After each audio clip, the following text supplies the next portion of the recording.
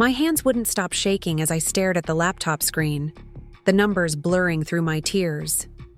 $243,197.52 in debt that hadn't existed in our accounts just 2 days before.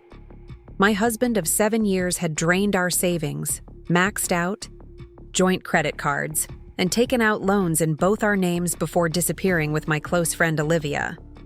As the crushing weight of betrayal pressed against my chest, my phone buzzed with a notification from Summit Financial Group, the prestigious investment firm where I'd just been hired. I nearly dropped the device when I saw the name attached. To the upcoming investor pitch meeting, Andrew Mitchell, CEO of Pinnacle Technologies. My soon-to-be ex-husband was scheduled to present to our board next week, seeking $2 million in venture capital funding, and I had been assigned as the financial analyst for his proposal. Before we jump back in, tell us where you're tuning in from, and if this story touches you, make sure you're subscribed, because tomorrow, I've saved something extra special for you. The morning everything changed had started like any other Tuesday. The Colorado sunlight streamed through our bedrooms, floor-to-ceiling windows illuminating the empty space where Drew should have been. I wasn't concerned. His startup often kept him working late, with early morning meetings the next day. At least that's what I believed. I stretched and shifted into my morning routine, brewing a pour-over coffee in our designer kitchen. The house in Cherry Creek had been Drew's dream, a status symbol for a rising tech entrepreneur that stretched our finances to the breaking point. "We deserve this, Becky," he'd insisted when I questioned the mortgage. "Pinnacle is about to take off. Trust me." And I had trusted him completely. I was sipping my coffee when I noticed a certified letter on the counter that must have arrived the previous day. It was addressed to me from Alpine Credit Union. Strange, we didn't have accounts there. Inside was a formal notice requesting verification of a recent loan application in my name. The request was for $175,000 in personal financing. My stomach dropped. I hadn't applied for any loans. With coffee forgotten, I called the number on the letter, my wedding ring catching the morning light as I dialed. "Alpine Credit Union. This is Stephanie speaking." "Hi, I'm Rebecca Mitchell. I received a notice about a loan application, but I never applied for anything." A pause stretched on the other end. "Mrs. Mitchell, we have an application with your Social Security number, income verification, and electronic signature dated 3 days ago. Given the size of the request, it triggered our verification protocols."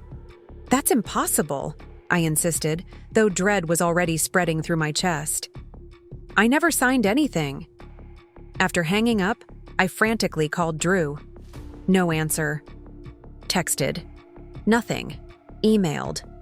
Silence. With growing panic, I logged into our joint banking portal, something I rarely checked since Drew managed our finances, insisting it aligned with his expertise as a tech finance specialist. The truth glared back at me in stark numbers. Our savings account showed a balance of $126 to 43s, down from nearly $90,000 the previous week. Our checking account held just $1,142.19. Credit card statements revealed recent charges at luxury hotels, high-end restaurants in San Francisco, and first-class airline tickets. As I scrolled through transaction after transaction, a text message appeared from Olivia. "I'm so sorry, Becky. I never meant for it to happen like this. Drew said he would tell you himself, but I guess he couldn't face you. He says he'll have his lawyer contact you about divorce proceedings." Attached was a photo of them together on what appeared to be a balcony overlooking the San Francisco Bay, champagne glasses raised in a toast. Her caption read simply, "Fresh start. Olivia, my friend since college. The woman who'd planned my bridal shower, who'd listened to my marriage frustrations over countless wine nights. The woman who, I now realized, had been studying my life.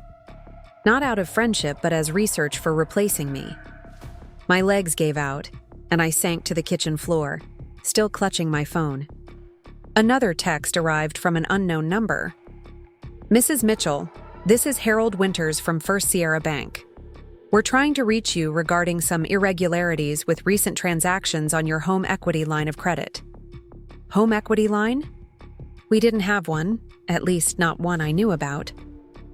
The next hours passed in a fog as I discovered the full extent of Drew's betrayal. Beyond emptying our joint accounts, he had taken out a second mortgage on our home without my knowledge, applied for multiple loans using my information, maxed out credit cards I didn't even know existed, withdrawn the maximum cash advances on all accounts, used our investment portfolio as collateral for business loans.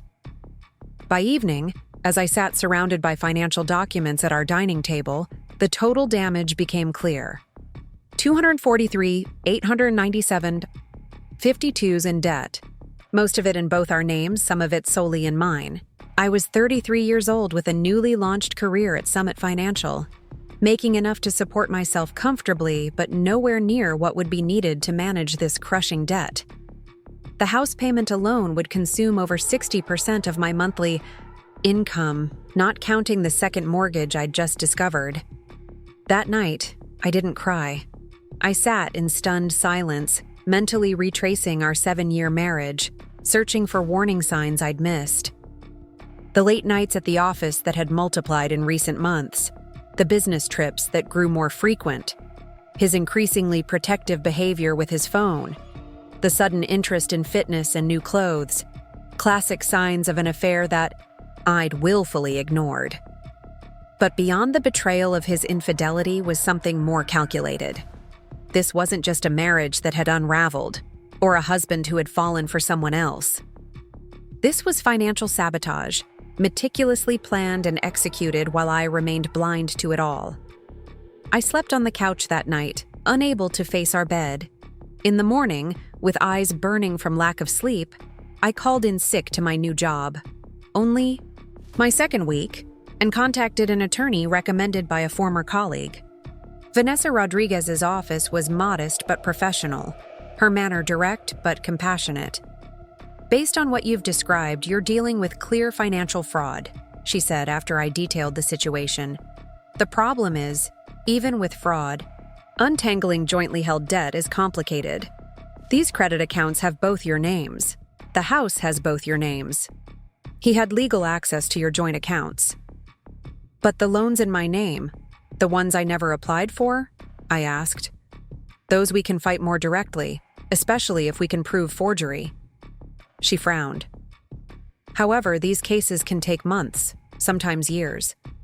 The legal fees alone. She trailed off, and I understood the implication. I couldn't afford a prolonged legal battle on my entry-level salary. What should I do in the immediate term? I asked, attempting to focus on practical next steps rather than the overwhelming big picture.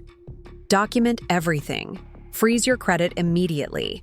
Contact every financial institution involved and report the fraudulent activity. And prepare yourself. You may need to consider bankruptcy as an option. Bankruptcy. The word hung in the air like a death sentence. My parents had filed for bankruptcy when I was in high school, and I still remembered the shame, the years of financial struggle that followed, the way it had shaped my determined approach to building financial security. The very idea of following that path made me physically ill. As I drove home from the attorney's office, my phone rang. I didn't recognize the number but answered anyway, desperate for any information that might help my situation. "Is this Rebecca Mitchell?" a man's voice asked. "Yes, speaking." "This is Gregory Wallace from Summit Financial Group. I'm calling about your position." My heart sank. I was about to be fired for missing work during my probationary period. Another disaster to add to the mounting catastrophe. "Mr. Wallace, I can explain my absence today." "Actually," he interrupted, "I'm calling about a different matter. I understand you've been assigned to analyze the Pinnacle Technologies pitch scheduled for next week." I froze, momentarily confused by this unexpected topic. "Yes, that's correct.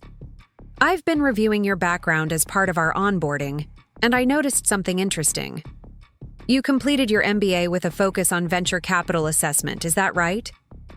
Yes, I confirmed, surprised he had looked that closely at my credentials. My MBA was something I'd pursued part-time over 3 years while working administrative jobs, a fact that Drew had always minimized as cute, but not particularly useful. And your thesis analyzed risk factors in early-stage tech companies? It did, specifically focusing on funding patterns that indicate potential mismanagement or fraud. There was a thoughtful pause on the other end. I think we may want to expand your role in the Pinnacle review. Could you come in tomorrow for a meeting with the investment committee? Say, 9 a.m.? Of course, I agreed, though I had no idea how I would focus on work given my personal circumstances. I'll be there. After hanging up, I sat in my parked car, staring at nothing. The irony wasn't lost on me. I had specialized in identifying financial fraud in tech startups, yet had completely missed it in my own marriage. Perhaps because Drew had actively discouraged my involvement in our finances, insisting he had everything under control. Finance is what I do for a living, Becky, he would say with that charming smile that had once made my heart race. Would you want me second-guessing how you organize the house? Preparing and narrating this story took us a lot of time, so if you are enjoying it, subscribe to our channel. It means a lot to us. Now back to the story. I had accepted this division of labor as natural, even convenient. Now I recognized it for what it was: a deliberate strategy to keep me in the dark. That evening, I forced myself to be methodical. I spread every financial document I could find across the dining room table and created a spreadsheet tracking each debt, its origin, whether my signature had been forged, and potential avenues for disputing it. The process was both therapeutic and horrifying, each entry representing another betrayal, another carefully orchestrated deception. At 11 p.m., as I was finally preparing for bed, my phone chimed with an email from Drew. Becky, I know you must be upset and confused right now.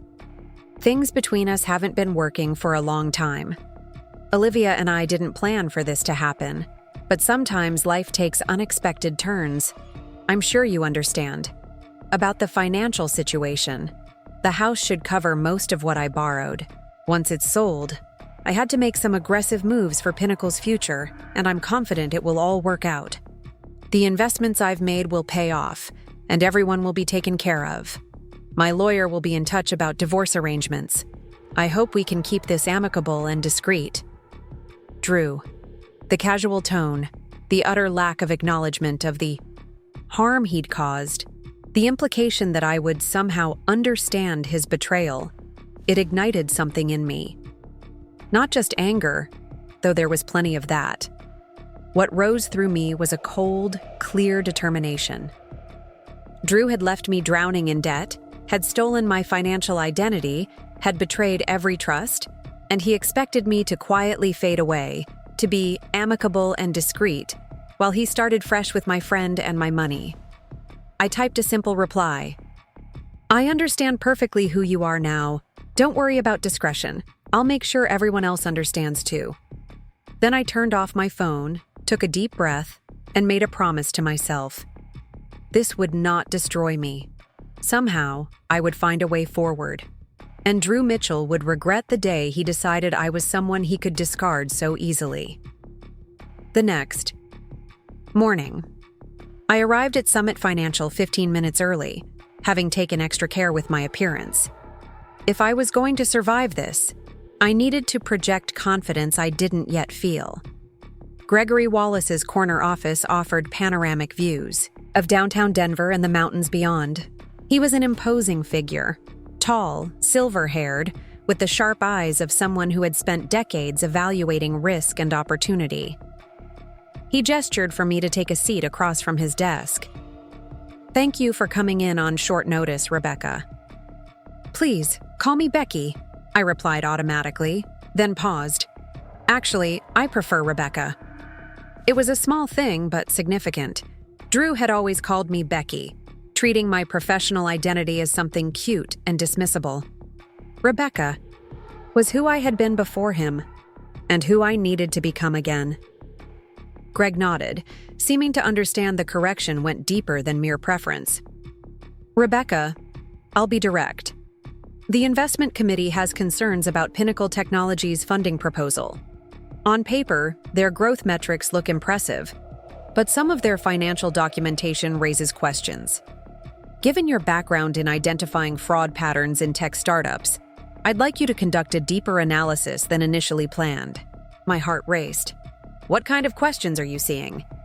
He slid a folder across the desk. Inconsistent cash flow reporting, vague allocation of previous funding rounds, discrepancies between reported development costs and actual product evolution. He studied me carefully. Does any of this sound familiar from your research? It sounded alarmingly familiar. Not just from my academic work, but from the pattern of deception I'd discovered in my personal finances. These are classic red flags, I confirmed, opening the folder and scanning the documents inside. I'd need to review their complete financials, investor communications, and expenditure patterns to form a comprehensive assessment. You'll have access to everything we have. The committee meets with Pinnacle next Thursday. He paused. I should mention that their CEO can be quite persuasive. Several committee members are already leaning toward approval based on his preliminary pitch and personal connections. Andrew Mitchell is very convincing, I agreed, keeping my tone neutral. He excels at making people trust him. Something in my voice must have revealed more than I intended. Greg's eyes narrowed slightly. You sound like you have personal experience with Mr. Mitchell. I took a deep breath. The professional thing would be to disclose my relationship immediately. But a sudden strategic thought occurred to me. If Greg knew Drew was my husband, he might remove me from the analysis to avoid any appearance of conflict. And right now, this unexpected assignment represented not just professional opportunity, but potential leverage in my personal disaster. I'm familiar with his reputation in the tech community, I said carefully. I'd prefer to form my assessment based solely on the financial data, without preconceptions influencing my analysis. Greg nodded, apparently satisfied. That's exactly the approach we need. Objective, data-driven evaluation. He stood, indicating our meeting was concluding. I look forward to your preliminary findings by Monday. As I gathered the folder, he added, Rebecca, Summit values thoroughness over speed and integrity over appeasement. Remember that if you encounter any pressure regarding this assignment. I nodded, grateful for the implicit support. I understand completely. Back at my desk, I opened the Pinnacle file with hands that trembled slightly. Here was an unexpected lifeline. Access to Drew's business financials at the precise moment I needed to understand the extent of his deceptions. If the same patterns existed in his company that I'd found in our personal finances, I might have not just answers, but leverage. The irony wasn't lost on me. For years, Drew had dismissed my financial expertise, had actively prevented me from using the very skills that might have protected us from his recklessness. Now those same skills might be my salvation. I spent the day immersed in spreadsheets and financial statements, barely breaking for lunch. By late afternoon, disturbing patterns had emerged. Pinnacle's reported development costs seemed inflated by nearly 40% compared to industry standards. Large consulting payments were being made to shell companies with vague deliverables. And, most concerning, previous investor funds had been diverted to strategic acquisitions that appeared to exist only on paper. As I documented each discrepancy, a clearer picture formed. Drew wasn't just seeking $2 million in legitimate funding. He was orchestrating what appeared to be a sophisticated scheme to extract capital from investors while delivering minimum viable products and pocketing the difference.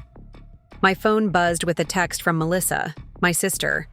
Haven't heard from you in days. Everything okay? I stared at the message, unsure how to even begin explaining the implosion of my life.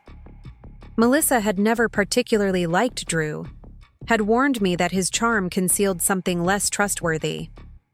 I had defended him, even created distance in our relationship over her unfair assessment of my husband. Not really. Marriage over. Drew left. Financial disaster. Can we talk this weekend? Her response was immediate. Coming over tonight. No arguments. Bringing dinner and wine. For the first time in days, tears sprang to my eyes. Not from despair, but from the simple relief of not facing this alone. By 6 p.m., I had organized my initial findings into a preliminary report, carefully documenting each questionable pattern, without drawing explicit conclusions yet. I saved it to the secure server and packed up to leave, physically and emotionally exhausted. As I stepped into the elevator, my phone buzzed with an email notification. The sender made my breath catch. Eleanor Mitchell, Drew's mother. Rebecca, I've just heard from Andrew about your separation, though his explanation raises more questions than it answers. Whatever has happened between you two, I wanted to reach out directly. You've been like a daughter to me these past 7 years, and that doesn't change with marital status. If you're willing, I'd like to meet for coffee this weekend. No pressure to discuss anything you're not comfortable sharing. I just want you to know you're still family to me. With love, Eleanor. Unlike Drew, Eleanor had always been straightforward and kind. A retired accountant, she had actually encouraged my interest in finance, even when her son dismissed it. The thought that I might lose her too in this separation created a fresh ache. I typed a quick reply. I'd like that very much. Saturday morning at Altitude Cafe? By the time I reached my car, she had confirmed. Driving home to the house that now represented nothing but debt and betrayal, I realized I'd made it through. An entire day without feeling like I might shatter at any moment. The shock was wearing off, replaced by something more productive. Strategic thinking. Drew had left me with crushing debt, had betrayed my trust in the most fundamental ways. But he had underestimated me. He didn't know I now had access to his company's financial records. He didn't know I had specialized in identifying exactly the kind of fraud patterns his business exhibited. He didn't know that the woman he'd dismissed as financially naive was now positioned to potentially influence a $2 million investment decision his company desperately needed. For the first time since discovering his betrayal, I felt something beyond grief and panic. It wasn't exactly hope. Not yet. But it was. Its precursor, the recognition that I wasn't powerless. That I had knowledge, skills, and now positioning that Drew had never valued. And that might be precisely what would allow me to reclaim my future from the ashes of his deception. As I pulled into my driveway, my phone rang with an unfamiliar number. I hesitated, then answered. Rebecca Mitchell? Yes, speaking. This is Tara Chen from Summit Financial. We haven't formally met. I work in the legal department. I heard you've been assigned the Pinnacle Technologies analysis. Her tone carried an urgency that made me park without turning off the engine. That's right. I'm working on the initial assessment now. I thought you should know. She paused, as if choosing her words carefully. Mr. Wallace isn't the only one with concerns about Pinnacle. There have been whispers about their business practices from other firms in town. Nothing concrete enough for legal action, but enough that our compliance team has flagged them for enhanced due diligence. My grip tightened on the phone. What kind of whispers? Previous investors having trouble getting accurate reporting. Development milestones repeatedly pushed back without explanation. Key technical staff departing suddenly, with robust NDAs preventing them from discussing. Why? All classic warning signs of a tech company built more on promises than actual innovation. Why are you telling me this? I asked, though I suspected the answer. Because I've seen promising careers derailed when junior analysts get pressured to approve questionable investments backed by charismatic founders with board connections. Her voice softened slightly. Your background impressed a lot of people here. I'd hate to see you caught in a difficult position without proper context. I appreciate the warning, I said sincerely. Is there anything specific I should be looking for? Follow the money flow from the last funding round. The official documentation claims it went to product development, but the actual expenditures tell a different story. She hesitated. I should go. This conversation never happened. The line went dead, leaving me with both heightened concern and unexpected validation. I wasn't the only one seeing red flags in Drew's business, and I now had a specific direction for my investigation. As I finally turned off the car and headed inside, my phone buzzed one more time. A text from an unknown number. I hear Summit. Has you analyzing our pitch? Looking forward to seeing you at the meeting next Thursday. We should catch up before then. Dinner tomorrow? Drew. I stared at the message, cold realization washing over me. Drew knew I worked at Summit, had probably known all along. But he clearly didn't realize I knew about his affair, the debt, any of it. He thought he was still controlling the situation, that I remained in the dark about his betrayal, which meant he had no idea what was coming. I deleted the message without responding and walked into the house, my mind already formulating a plan. I had 1 week to prepare for a confrontation that would determine not just the fate of Drew's company, but my own financial future. For the first time in days, I smiled. Melissa arrived at 8 with Thai food, wine, and the fierce protectiveness that had defined our relationship since childhood. She took one look at my face and set everything down to wrap me in a hug. Tell me everything, she said once we were settled at the kitchen island, food spread between us. And so I did. The discovered debt, Drew's departure with Olivia, the forged loan applications, the second mortgage, and finally, the unexpected twist of being assigned to analyze Pinnacle technologies for potential investment. The absolute audacity, Melissa fumed, refilling our wine glasses. He drains your accounts, saddles you with debt, runs off with your friend, and then has the nerve to text you about dinner? He doesn't know that I know, I explained, picking at my pad. Thai. Which might actually be an advantage. Melissa studied me over the rim of her glass. You're not thinking of meeting him, are you? Not for dinner, I clarified. But there's an opportunity here. Summit's investment committee is concerned about Pinnacle's financials. If they're right, if Drew has been as dishonest in his business as he has been in our marriage, I might be able to leverage that. Leverage it how? Melissa asked, her expression sharpening. As a corporate attorney, she understood the value of strategic positioning. I'm not exactly sure yet, I admitted. But right now, I have access to information he doesn't realize I have. And next Thursday, I'll be sitting across from him in a board meeting where he'll be asking for $2 million that my analysis could help deny. Melissa leaned forward, eyes narrowed in thought. How much damage would it do to him if Summit rejects? His proposal? From what I've seen so far, potentially catastrophic. Pinnacle's cash reserves are dangerously low. They've been operating on investor capital rather than revenue, and it looks like previous funding rounds haven't delivered the development progress promised. So he's desperate for this money. Exactly. And he's not expecting to face me in that room. A slow smile spread across Melissa's face. Well, this just got interesting. She shifted into problem-solving mode, helping me create a systematic approach to the days ahead.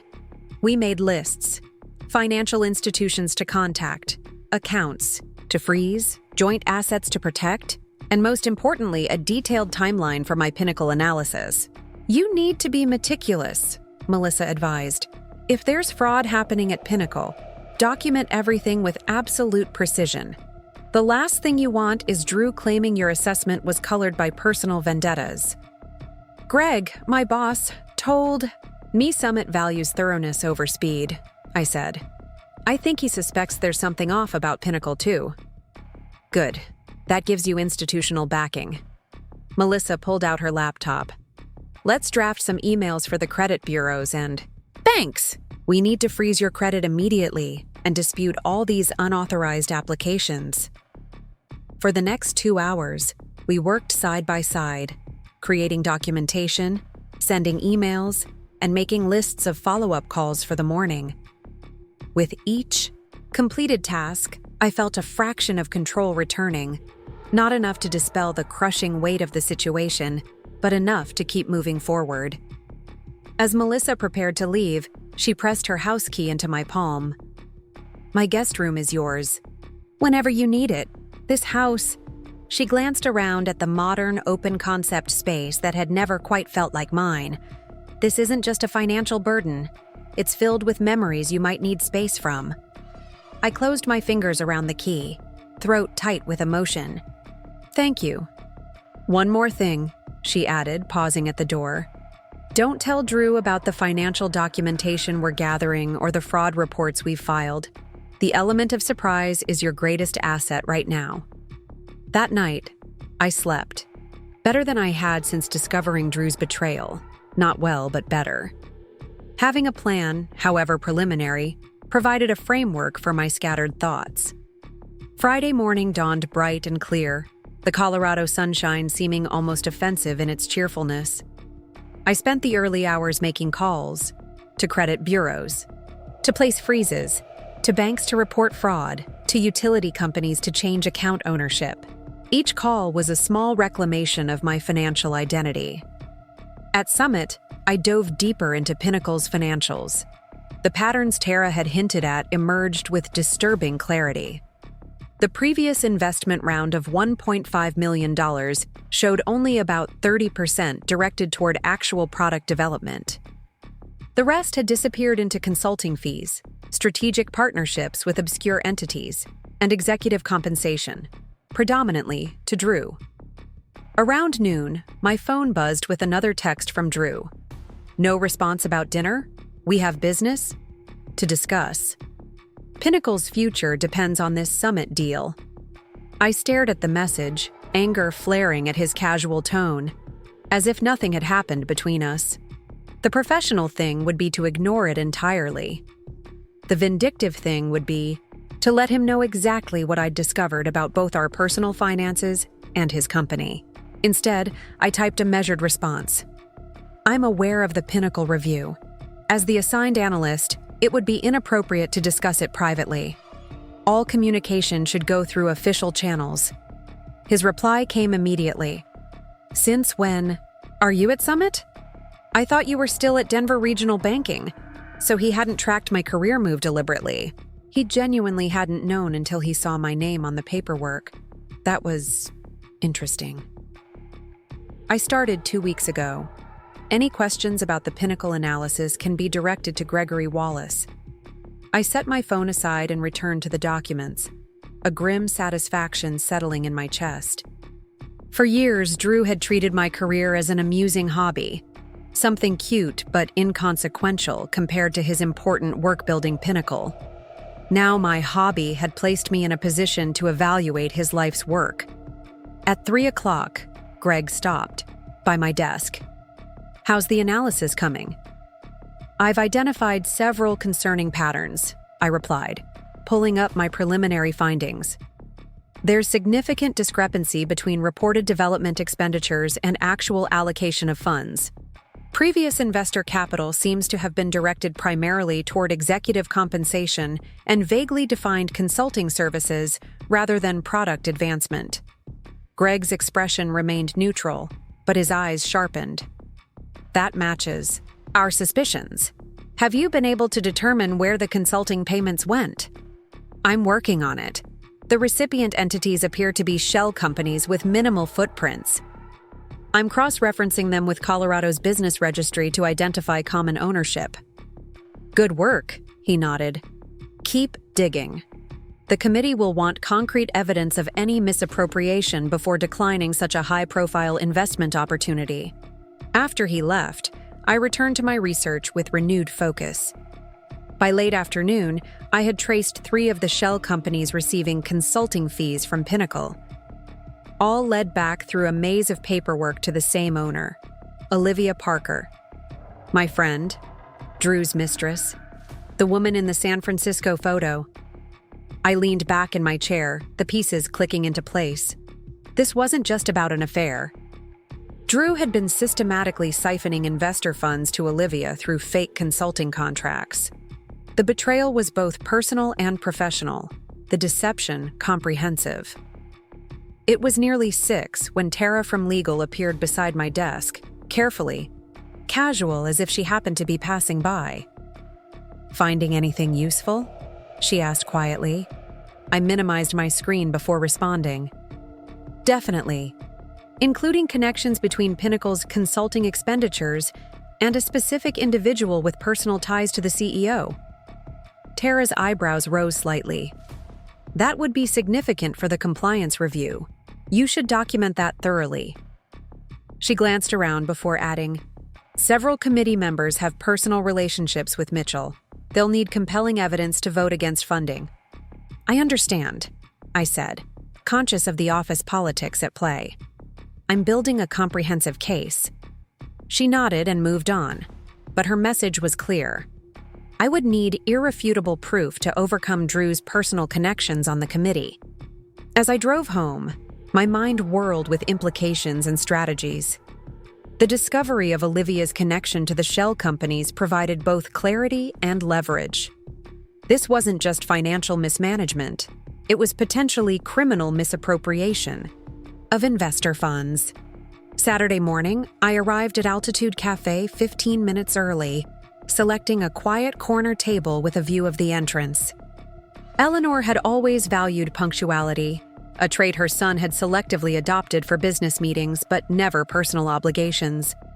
She arrived precisely at 10, scanning the cafe with the same methodical attention to detail that had made her a respected accountant. When she spotted me, her expression softened with genuine warmth.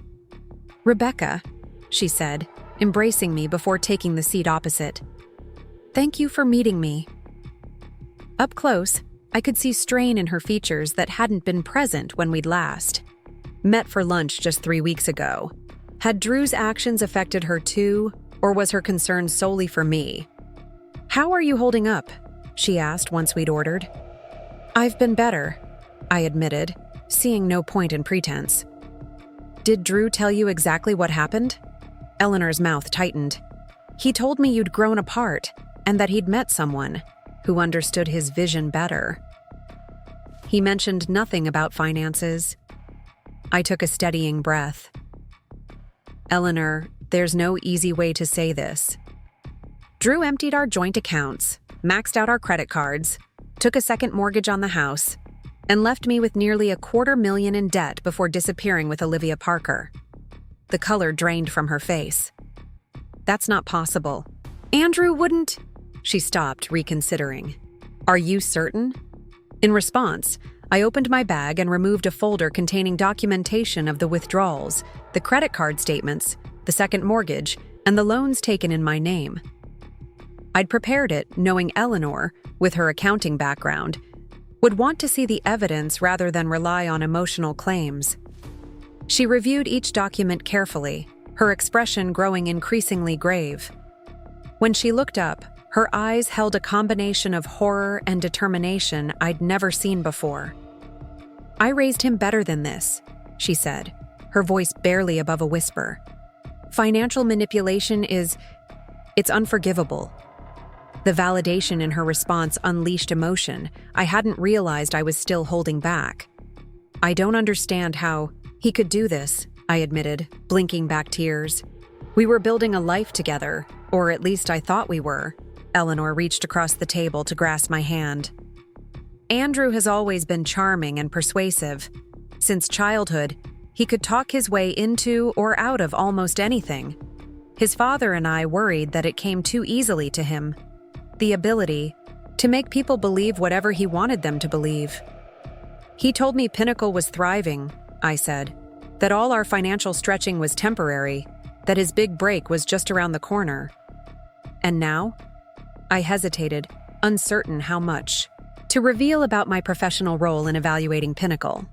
"I've recently learned that Pinnacle's financial situation may be more precarious than he claimed. And there are irregularities, in how investor funds have been managed. Eleanor's gaze sharpened. What kind of irregularities? I can't share specific details, I said carefully. But there are serious questions about where previous investment rounds were actually spent. She nodded, seeming to understand my professional constraints. Rebecca, I need to tell you something. The house on Elm Street, my house? Andrew asked if he could borrow against it last month. He said Pinnacle needed bridge financing until the next investment round closed. My stomach dropped. Did you agree? I told him I needed to review the paperwork first. He never sent it. Her expression darkened. Now I understand why. He knew I would recognize what he was doing. Eleanor, you should check all your accounts. Immediately. If he was willing to forge my signature, I already have, she assured me. Everything appears intact, but I've placed additional security measures on all accounts. Andrew no longer has access to any of them. We sat in silence for a moment, both processing the extent of Drew's deception. Finally, Eleanor spoke again, her voice steady with resolve. Rebecca, I want you to know that I consider you family regardless of what happens with Andrew, and I intend to do everything in my power to help you through this situation he's created. You don't have to do that, I protested. This isn't your responsibility. Perhaps not legally, she agreed. But morally, I raised him. I failed to see or correct the flaws in his character that allowed him to behave this way. At minimum, I can help undo some of the damage. By the time we parted, I felt a curious lightening. Eleanor's support wasn't just emotionally validating. It potentially provided another avenue for addressing the financial disaster Drew had left behind. Sunday was devoted to practical matters. With Melissa's help, I cataloged everything of value in the house, distinguishing between joint purchases, my personal possessions, and items Drew had bought unilaterally. We photographed everything, created spreadsheets of estimated values, and compiled documentation of purchase origins. If this goes to court, you'll need to prove what was acquired during the marriage versus what was yours before, Melissa explained, as we worked. And given Drew's pattern of deception, we should assume he'll claim everything valuable was his. By evening, I had a comprehensive inventory and a clearer sense of what this house, this life, actually contained. The material trappings that had seemed so important to Drew, the designer furniture, the elaborate home theater system, the status signaling artwork, now felt hollow, props in a performance of success rather than indicators of actual achievement. Monday morning brought renewed focus at Summit. I had compiled enough evidence of Pinnacle's financial irregularities to present an initial report to Greg. The shell companies, the executive compensation far exceeding industry standards, the pattern of promising development milestones that were repeatedly pushed back without explanation, all painted a picture of a company built more on charisma than substance. This is exactly what we suspected but couldn't prove, Greg said after reviewing my findings. Particularly concerning is this pattern of payments to supposed consulting entities that trace back to Parker. There's more, I added, showing him the analysis of Pinnacle's actual product development progress compared to their reported milestones. Their investor updates claim 80% completion on their core technology platform, but the actual GitHub repository shows minimal functional code. They've been presenting mock-ups and demos as nearly complete products. Greg's expression hardened. This goes beyond poor management into potential securities fraud. The question is whether to simply decline the investment or refer this to regulatory authorities. My heart raced at the implications. A regulatory investigation would devastate Pinnacle and potentially implicate Drew in criminal wrongdoing. While part of me felt he deserved whatever consequences came his way, another part hesitated at being the direct cause of such a severe outcome. What's the normal protocol in these situations? I asked carefully. Typically, we would decline the investment and document our reasoning internally, Greg explained. However, if we identify clear evidence of intentional fraud that might impact other investors, We have an ethical obligation to report it. And if the CEO were to address these issues proactively, make corrections, return misappropriated funds, restructure the company governance, Greg studied me thoughtfully.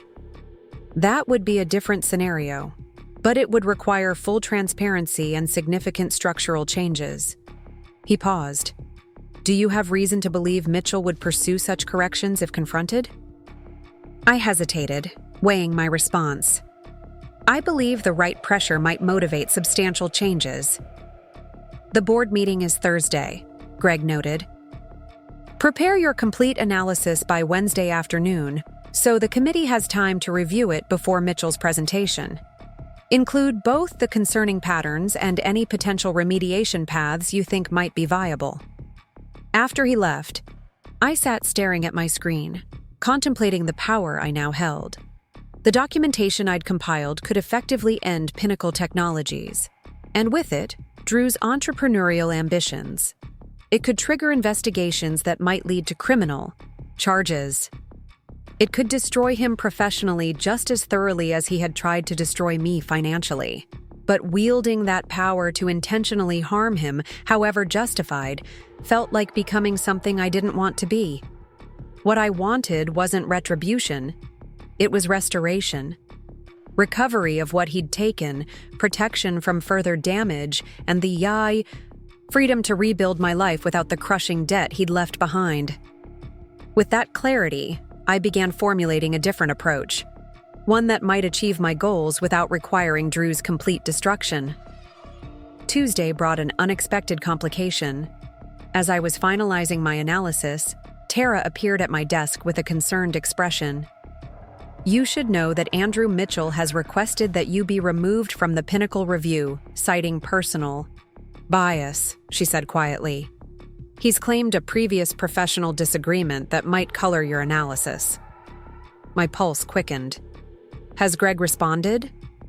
He's requested documentation of this alleged disagreement, Tara replied.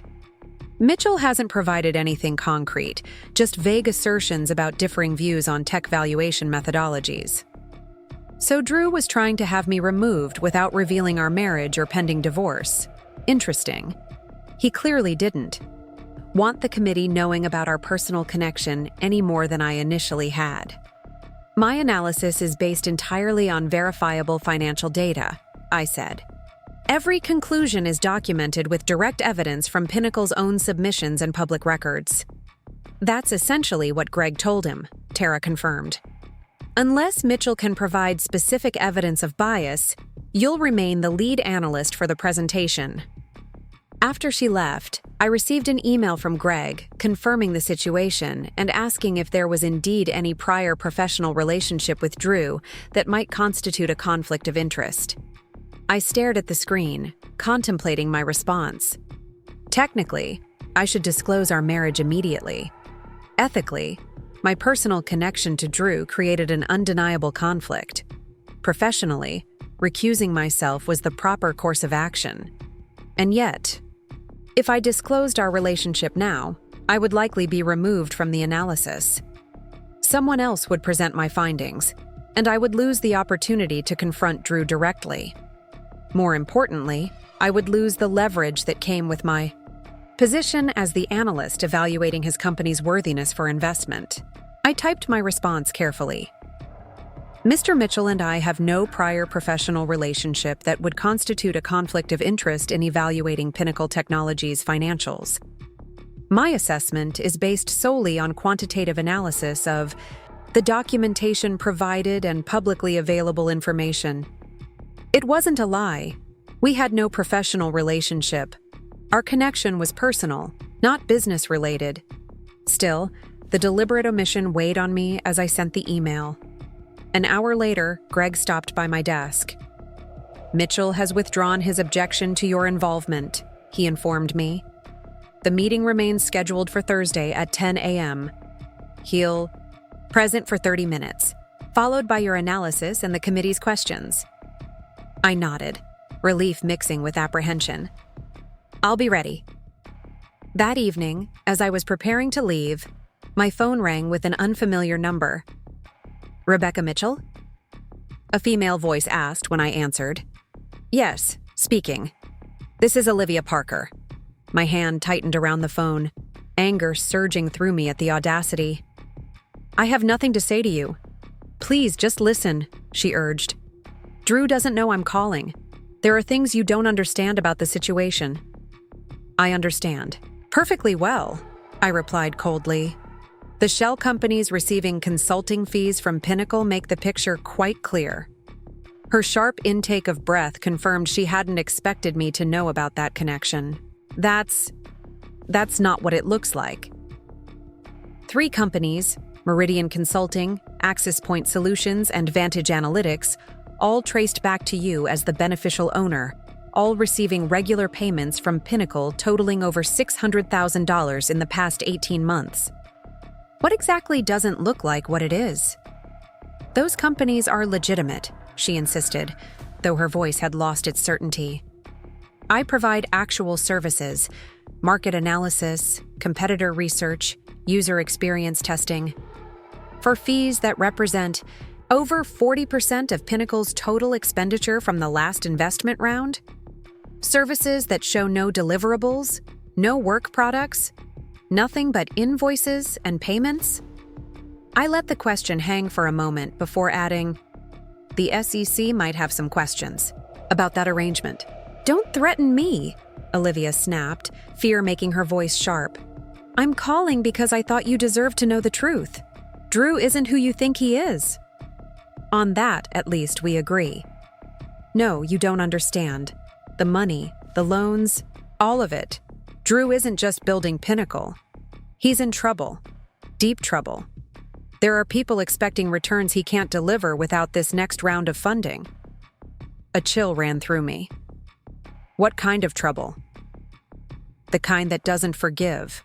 Failure, she said, her voice dropping. He borrowed from people you don't want to owe money to. That's why he's been moving funds through my companies to make payments that don't appear in Pinnacle's official financials. Are you saying he's involved with loan sharks? More like private investors with unconventional enforcement methods. She paused. Rebecca, I didn't mean for any of this to happen. Drew approached me a year ago, said he needed help structuring some financial arrangements off Pinnacle's books. It started small, a consulting contract here, a market analysis there. Then it grew into something complicated. Including a relationship? I said flatly. That came later, she admitted. He was charming, persuasive. Made me feel like I was the only one who understood the vision, who could help him achieve what he was building. By the time I realized what was really happening, I was already implicated in everything. And now I'm trapped. If Pinnacle collapses, these people won't just come after Drew. They'll come after anyone connected to the money flow, including me. Why are you telling me this? I asked, though I was beginning to see the shape of it.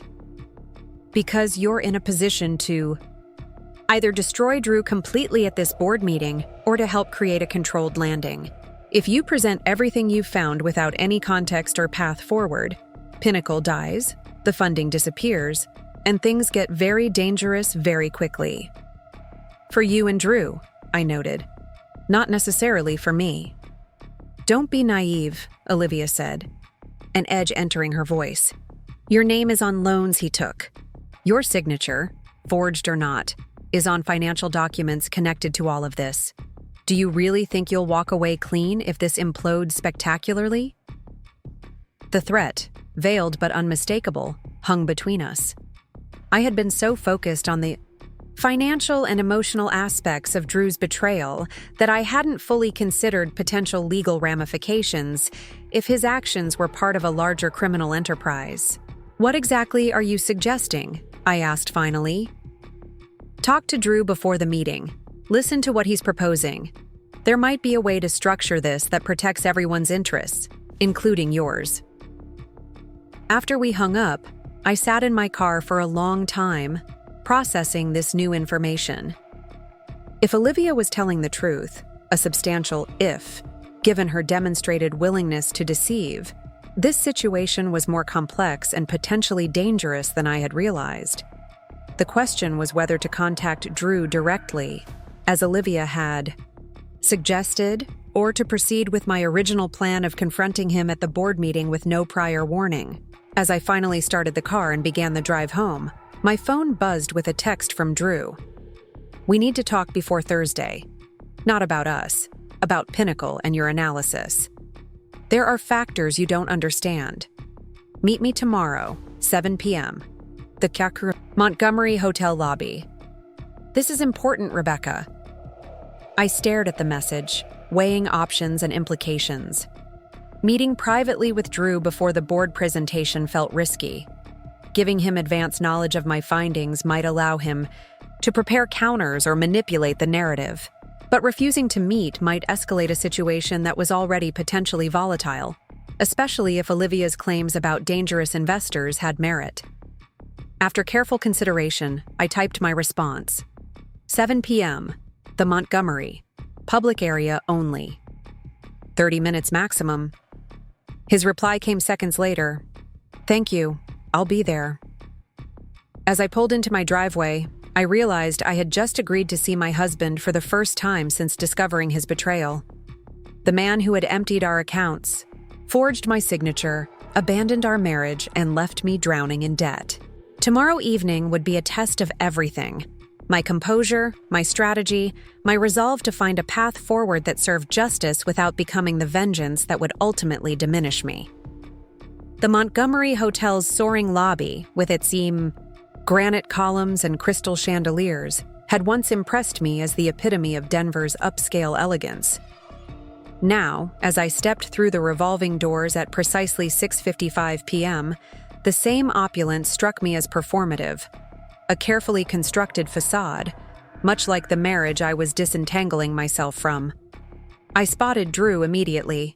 He sat in a corner arrangement of leather chairs, his posture projecting the confident ease that had once made my heart flutter, but now registered as calculated performance. He'd chosen the most secluded seating area in the otherwise public space, a detail that didn't escape my notice. I approached with measured steps, my heels clicking against marble in a steady rhythm that matched the deliberate calm I'd spent all day cultivating. When Drew looked up and saw me, something flickered across his features. Surprise, perhaps, at the woman who stood before him. I had dressed with intention, a charcoal suit that conveyed professional authority, hair pulled back in a sleek chignon, minimal jewelry save for my grandmother's sapphire earrings, talismans of a strength that predated Drew's presence in my life. I was not the same woman he had left behind. "Rebecca," he said, rising as I approached. He leaned forward as if to embrace me or kiss my cheek, a habit from our married life, then registered my expression and thought better of it. "Thank you for coming." 30 minutes, I reminded him, taking the chair opposite rather than beside him. "I have other commitments this evening." A flicker of annoyance crossed his face at my business-like tone before his practiced charm reasserted itself. "You look well. What do you want to discuss, Drew?" I kept my voice level, neutral, betraying none of the anger or hurt that still churned beneath the surface. He leaned forward, dropping his voice despite the distance between us and the nearest hotel guests. "I imagine you've noticed some irregularities in Pinnacle's financials." That would be an understatement. "There are explanations for everything. You've found?" he insisted, his familiar persuasive tone emerging. "The technology development timelines, the consulting arrangements, they're all part of a strategic approach that doesn't translate well to traditional financial reporting." I arched an eyebrow but said nothing, allowing the silence to stretch uncomfortably. This was a technique I'd learned from watching him in negotiations. Let the other party fill the void with increasingly revealing information. "The truth is," he continued when I didn't respond, "Pinnacle is on the verge of a breakthrough that will transform the entire industry. The technical challenges have been more complex than we initially anticipated, which required specialized expertise. Hence, the consulting arrangements with Olivia Parker's companies," I said flatly. His composure slipped momentarily. You've been thorough. It's my job. Drew ran a hand through his hair. A tell I recognized from countless arguments when he felt cornered, but was formulating a new approach. Olivia has unique expertise in market positioning for emerging technologies. Her contribution has been invaluable. At $600,000 for deliverables that don't appear to exist? That's quite a valuable contribution. The deliverables exist, he insisted. They're just not documented in the standard formats you might be looking for. Innovation doesn't always fit neatly into conventional business frameworks. I almost laughed at the familiar rhetoric. How many times had I heard variations of this explanation when questioning our personal finances? Our stretched budget wasn't overspending. It was investing in our future. Our mounting credit card debt wasn't poor planning. It was temporary cash flow management during a growth phase. Drew, I said calmly, I've analyzed every document Pinnacle submitted to Summit. I've reviewed your GitHub repositories, your product roadmaps, your technical documentation. The discrepancy between what you've reported to investors and what actually exists isn't a matter of unconventional frameworks. It's a matter of misrepresentation. His expression hardened. You don't understand the complexity. I understand perfectly well. I cut in, keeping my voice even. What I don't understand is why you're approaching me privately instead of preparing to address these concerns at tomorrow's meeting. He leaned back, calculating his next move. Because I thought we might find a more productive solution. One that benefits everyone involved. Everyone being you and Pinnacle, I clarified. And you, he countered. Rebecca, I know things between us are complicated right now. But this funding round is vital not just for Pinnacle, but for resolving our personal situation as well. There it was, the real purpose of this meeting. He needed me to soften my analysis, to create space for the committee to approve his funding, despite the glaring issues I'd uncovered. How exactly would Pinnacle's funding resolve our personal situation? I asked, curious to see how he would frame it. With this investment secured, I could address the financial matters that I know have been concerning you. He at least had the decency to look somewhat uncomfortable. The accounts, the loans, everything could be sorted out properly. The accounts you emptied? The loans you took in my name without my knowledge or consent? Those financial matters? He flinched slightly at my directness. I had to make some aggressive moves to keep Pinnacle afloat during a critical development phase. It wasn't personal. The audacity nearly took my breath away. You forged my signature on loan documents. Drew, you left me with almost $250,000 in debt. That feels extremely personal from where I'm sitting. It was temporary, he insisted. Once this funding comes through, I can make everything right. Better than right. The technology we're developing has potential far beyond what's reflected in our current valuation. When we secure this round and complete the next development milestone, Pinnacle's value will multiply exponentially.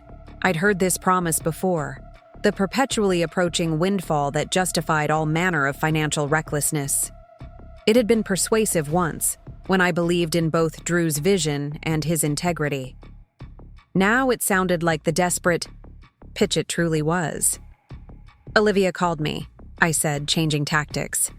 She mentioned some concerning details about Pinnacle's unofficial investors. Drew went very still, his entrepreneur's mask slipping to reveal genuine alarm. What did she tell you? Enough to understand that there's more at stake here than a failed funding round. She suggested you've borrowed money from people who won't take kindly to Pinnacle's collapse. He glanced around the lobby before responding, voice lowered further. Certain early-stage investors provided capital under non-standard terms. They're expecting returns on an accelerated timeline.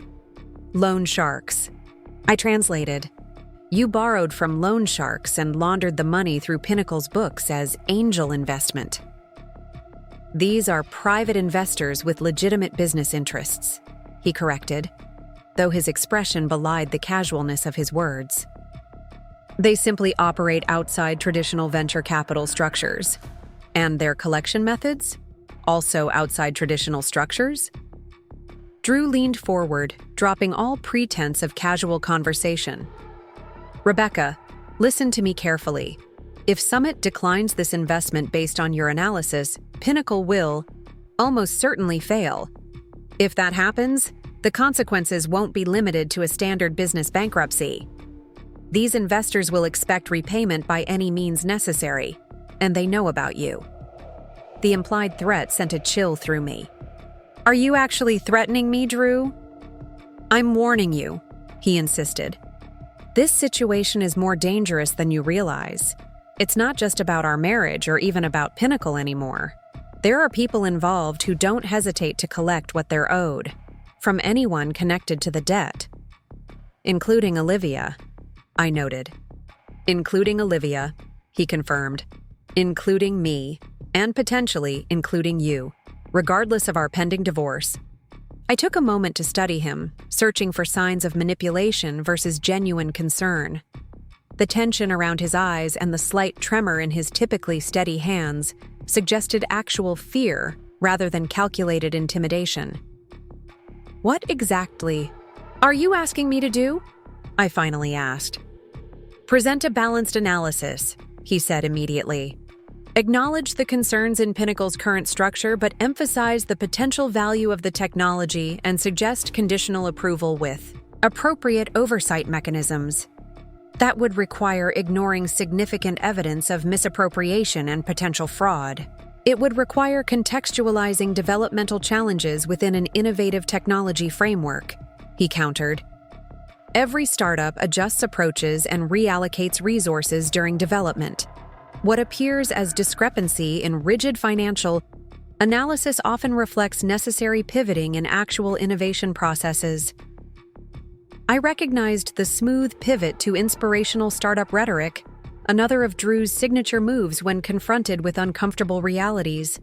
How easily I had once been swayed by these articulate deflections, these reframings of failure as visionary adaptation. And what about our personal finances? I pressed. The loans in my name? The emptied accounts? The second mortgage? I'm prepared to sign a formal agreement, he said. Once this funding is secured, I'll repay everything. The withdrawals, the loans, all of it, with additional compensation for the distress this situation has caused you. Why should I believe you'd honor such an agreement when you've broken every other promise you've made to me? He reached into his jacket and pulled out a folded document, sliding it across the table. Because I've already drawn it up, with legally binding terms and significant penalties for non-compliance. My signature is on the last page. I took the document but didn't open it. I'll have my attorney review this before I consider any such arrangement. Of course, he agreed readily. I expected nothing less. He hesitated, then added, Rebecca, I know you have every reason to doubt me. What I did, to our finances, to our marriage, it's indefensible. But I'm trying to find a path forward that resolves this situation for everyone involved. Including Olivia, I noted. A flicker of discomfort crossed his features. Olivia's involvement is complicated. The relationship aspect developed recently, but her professional connection to Pinnacle has been in place for over a year. And the money flowing through her shell companies? A necessary financial structure to manage certain investments, he said carefully. One that will be rectified with proper corporate governance once this funding round closes. I checked my watch. Our 30 minutes is almost up, Drew. Is there anything else you need to say? He met my gaze directly for perhaps the first time in our conversation. Just that despite everything, I never intended to hurt you. The financial situation, the separation, it all spiraled beyond what I had planned. I thought I could fix everything before it affected you. But you didn't, I said simply. Instead, you left me drowning in debt while you started a new life with my friend. Those aren't actions that happened to you, Drew.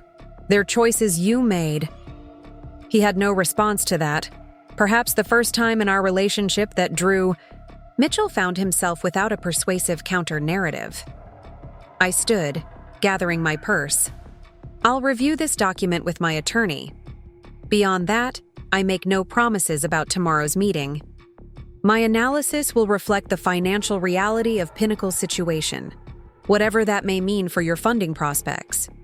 As I turned to leave, Drew called after me. "Rebecca." I paused, but didn't turn. "Be careful. Whatever you decide about tomorrow, be careful afterward.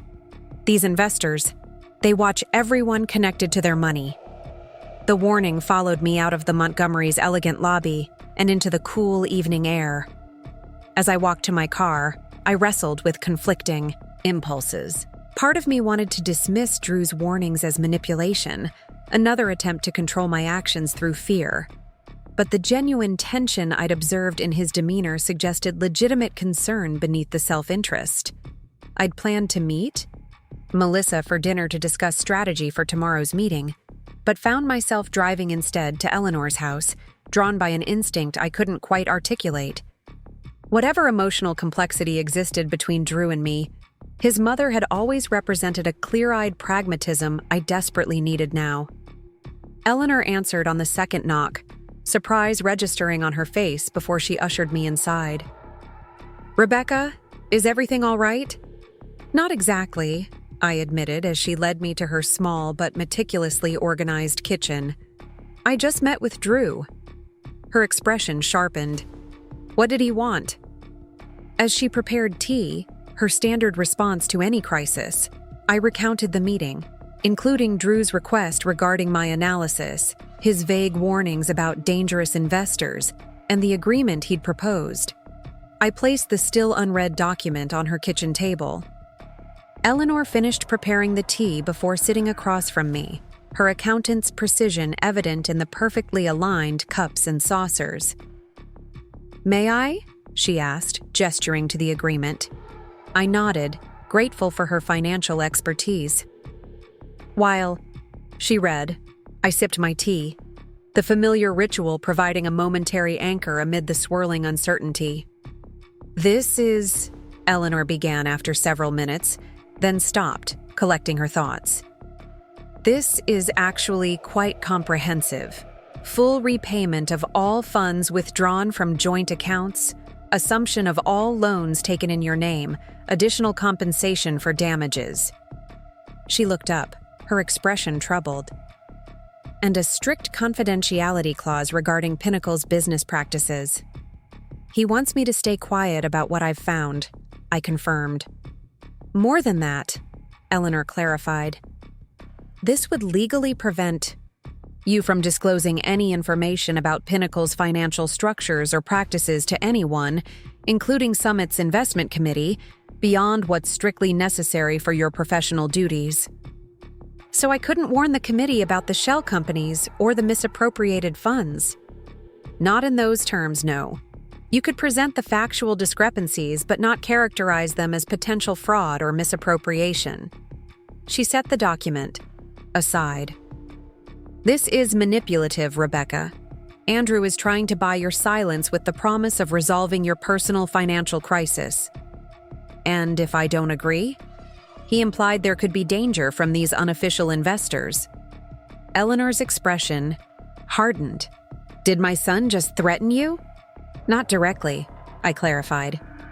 It was framed as concern for my safety. He seemed genuinely worried.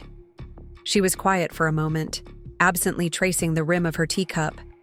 Andrew has always had a flair for drama, especially when trying to persuade someone. That said, she hesitated, choosing her words carefully. "I've been concerned about some of his business associates for the past year or so. Men I've never met showing up at his office. Late-night phone calls he takes in private. It's possible his warnings contain some truth." "What would you do?" I asked, the question emerging more vulnerable than I'd intended. Eleanor considered this, her eyes focusing somewhere beyond our immediate surroundings. "If I were in your position, with what you know about Pinnacle and what Andrew has done to your finances, I would approach this strategically rather than emotionally." "Meaning?" meaning I would find a path that protects your interests, financial, professional, and physical, without compromising your integrity. She tapped the agreement. This document offers financial restoration, but demands ethical compromise. There must be a third option. I've been trying to see one, I admitted. If I present my complete findings tomorrow, Pinnacle likely loses, its funding and potentially collapses. If these dangerous investors exist, that creates risk for everyone involved, including me. If I soften my analysis, I compromise my professional integrity and potentially enable further fraud. Eleanor's expression shifted subtly, a calculating look I recognized from our occasional discussions about complex tax strategies. What if you could achieve all your objectives without either extreme approach? How? By changing the structure of the confrontation. She leaned forward. You said the committee meeting format involves Andrew presenting first, followed by your analysis and then questions? That's right. 30 minutes for his pitch, 20 for my analysis, then open discussion. So the committee hasn't seen your findings yet? Only Greg has reviewed my preliminary report. The full analysis will be distributed tomorrow morning before the meeting. Eleanor nodded, seemingly coming to a decision. Rebecca, I'd like to attend this meeting.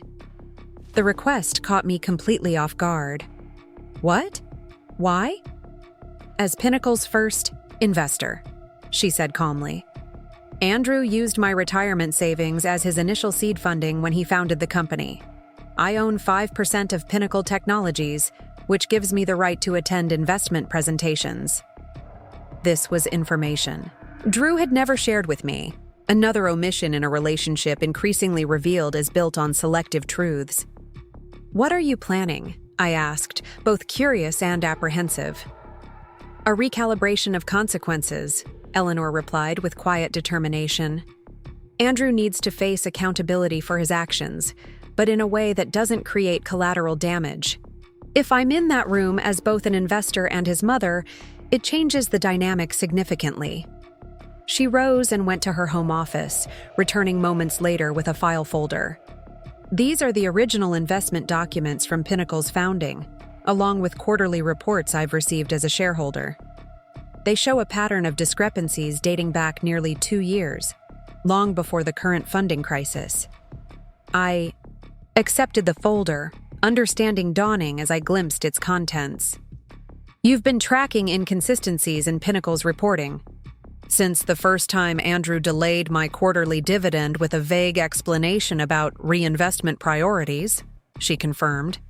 I may be his mother, but I'm also a certified accountant who doesn't appreciate being misled about my investments. The implications of Eleanor's involvement shifted my mental calculations significantly. Having her present at tomorrow's meeting would fundamentally alter the confrontation I'd been anticipating. Drew couldn't easily dismiss or manipulate the situation with his mother in the room, especially if she came armed with her own documentation of Pinnacle's financial irregularities. I need to call Greg, I said, the outlines of a new approach forming in my mind. If you're going to attend as a Pinnacle investor, he needs to know in advance. As I made the call, explaining Eleanor's position and requesting her inclusion in the meeting, I felt the first genuine sense of hope since discovering Drew's betrayal. Perhaps there was a path forward that served justice without risking further harm to myself or others caught in Pinnacle's financial web. Greg was initially hesitant, but became increasingly interested as I explained Eleanor's documentation. This adds a significant dimension to tomorrow's discussion, he acknowledged. As a shareholder, Mrs. Mitchell certainly has standing to attend. I'll notify the committee of her participation. After ending the call, I turned back to Eleanor. He's adding you to the attendance list. We should coordinate our approach for maximum impact. For the next 2 hours, Eleanor and I developed a strategy that incorporated both my comprehensive financial analysis and her historical perspective as Pinnacle's original investor. We identified key points where our evidence overlapped, creating a compelling narrative of systematic financial misrepresentation rather than isolated discrepancies. The goal isn't to destroy Pinnacle, Eleanor emphasized as we worked. It's to force fundamental restructuring that addresses the underlying issues. Including Drew's role in the company, I added. She nodded, a certain sadness in her eyes despite her resolute tone. Including Andrew's position, a company built on his vision may still have value, but not with him in control of its finances. As I prepared to leave, Eleanor took my hands, in hers. Rebecca, regardless of what happens tomorrow or with your divorce, I want you to know how much I respect how you're handling this situation. Many people would seek vengeance rather than resolution. I just want to be free of this, I admitted. Free of the debt, free of the fear, free to rebuild my life on honest foundations. You will be, she assured me with quiet confidence. One way or another, after tomorrow, everything changes. I slept little that night, my mind cycling through scenarios and contingencies for the coming confrontation. By morning, I felt a curious calm, not the false serenity of denial, but the focused readiness of thorough preparation. I dressed with deliberate care, a navy suit that conveyed authority without aggression, subtle gold jewelry that had been mine before meeting Drew, and my grandmother's sapphire earrings again, my personal talisman for difficult conversations. At Summit, I arrived early to prepare the conference room, ensuring the presentation system was functioning properly and arranging materials for each committee member. Greg joined me as I was completing these preparations. "Are you ready for this?" he asked, his expression betraying concern beneath his professional demeanor. "As ready as I can be," I replied. "Thank you for accommodating Mrs. Mitchell's attendance on short notice. Her perspective could be valuable," he acknowledged.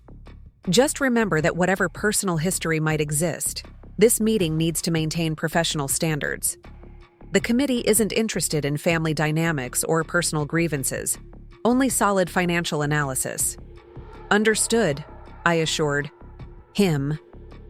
"My presentation focuses exclusively on documentable financial patterns and verifiable discrepancies." He nodded, seemingly satisfied. "Mitchell just arrived.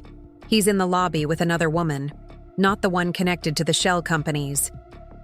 "That would be Eleanor Mitchell, his mother and Pinnacle's initial investor," I clarified. Greg's eyebrows rose slightly. "This should be interesting." As committee members began filing in, 6 senior investment officers from various departments. Within Summit, I took my seat at the far end of the conference table, opposite where Drew would present. Eleanor would be seated along the side, within Drew's line of sight, but not immediately apparent when he entered. At precisely 10 a.m., Drew walked in, projecting the confident charisma that had served him so well in pitching his vision to investors. He wore his standard presentation uniform, tailored gray suit, blue shirt that emphasized his eyes, no tie, the carefully cultivated image of the successful tech entrepreneur who was professional but not corporate. He faltered slightly when he saw me, his practiced smile momentarily slipping before he recovered. As he set up his presentation materials, Eleanor entered quietly and took her seat. Drew didn't notice her immediately, focused as he was on connecting his laptop to the projection system. When he finally turned to face the room and saw his mother sitting among the committee members, the blood drained from his face so completely, I momentarily feared he might faint. The shock in his expression was rapidly replaced by confusion, then wariness, as he glanced between Eleanor and me, clearly trying to understand this unexpected development. Greg opened the meeting with standard introductions, explaining Eleanor's presence as a current Pinnacle investor with relevant financial documentation to contribute to the discussion. Drew's eyes narrowed at this, but he maintained his composure as Greg invited him to begin his presentation. What followed was a masterclass in persuasive entrepreneurial pitching. Despite knowing the deceptions underlying Pinnacle's financials, even I found myself momentarily swept up in Drew's vision of the transformative potential of their technology.